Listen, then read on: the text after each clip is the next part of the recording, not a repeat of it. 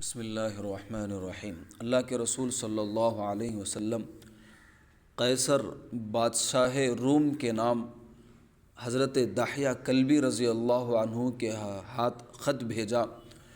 قیصر کا نام ہرقل تھا۔ یہ شخص اسلام تو نہیں لایا مگر اس نے خط مبارک کی بڑی عزت و توقیر کی۔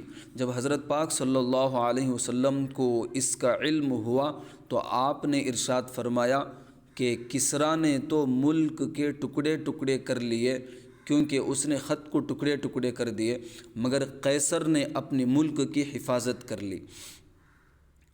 خط یہ تھا: بسم اللہ الرحمن الرحیم، محمد صلی اللہ علیہ وسلم کی طرف سے جو اللہ کے بندے اور اس کے رسول ہیں، ہرقل کی طرف جو کہ روم کا سردار ہے، سلامتی اس شخص کے لیے جو ہدایت اختیار کرے۔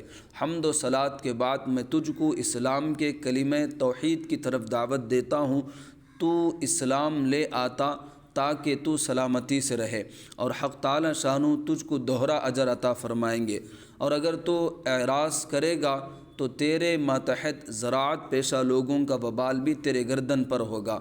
اے اہل کتاب، آؤ ایسے کلمے کی طرف جو ہمارے اور تمہارے درمیان مشترک ہے، اور وہ یہ ہے کہ ہم اللہ تعالیٰ کے علاوہ کسی کی عبادت نہ کریں، اس کے ساتھ کسی کو شریک نہ ٹھہرائیں، اور ہم میں سے کوئی کسی کو رب کا درجہ نہ دے۔ اگر اس کے بعد اہل کتاب روگردانی کریں تو مسلمانوں، تم ان سے کہہ دو کہ تم اس بات کے گواہ رہو کہ ہم تو مسلمان ہیں۔ تیسرا خط نجاشی بادشاہ حبشہ کے نام حضرت عمرو بن امیہ زمری کے ہاتھ بھیجا۔ شاہ حبشہ کا نام اصحمہ تھا، یہ مسلمان ہو گیا تھا اور حضرت پاک صلی اللہ علیہ وسلم کی زندگی میں فوت ہوا تھا۔ اس کا جنازہ بھی آپ نے ہی پڑھایا تھا۔ اس کے نام جو خط بھیجا تھا وہ یہ ہے: بسم اللہ الرحمن الرحیم، اللہ کے رسول محمد صلی اللہ علیہ وسلم کی طرف سے حبشہ کے بادشاہ نجاشی کے نام تم پر سلامتی ہو۔ میں اللہ کی تعریف تمہارے پاس پہنچاتا ہوں جس کے سوا کوئی معبود نہیں۔ وہ ایسا بادشاہ ہے جو عیوب سے پاک ہے، ہر قسم کے نقص سے محفوظ ہے، امن دینے والا ہے، نگہبان ہے۔ اور میں اس بات کا اقرار کرتا ہوں کہ حضرت عیسیٰ علیہ السلام اللہ تعالیٰ کی روح اور اس کے کلمہ تھے، جسے اللہ تعالیٰ نے پاک صاف کنواری حضرت مریم کے پاس بھیجا، پس وہ حاملہ ہو گئیں۔ حضرت عیسیٰ کو اللہ تعالیٰ نے اپنی خاص روح سے پیدا کیا اور اس میں جان ڈال دی۔ میں تمہیں اسی وحدہ لا شریک کی بندگی کی طرف دعوت دیتا ہوں اور اس کی اطاعت پر تعاون کی طرف بلاتا ہوں، اور اس بات کی طرف بلاتا ہوں کہ تم میرا اتباع کرو اور جو شریعت میں لایا ہوں اس پر ایمان لاؤ۔ بلا شبہ میں اللہ کا رسول ہوں اور میں اللہ کی طرف تم کو اور تمہارے لشکر کو بلاتا ہوں۔ میں نے حق بات تم تک پہنچا دی ہے اور تمہیں نصیحت بھی کر دی ہے۔ تم میری نصیحت قبول کرو، اور سلامتی اس شخص پر ہے جو ہدایت کا اتباع کرے۔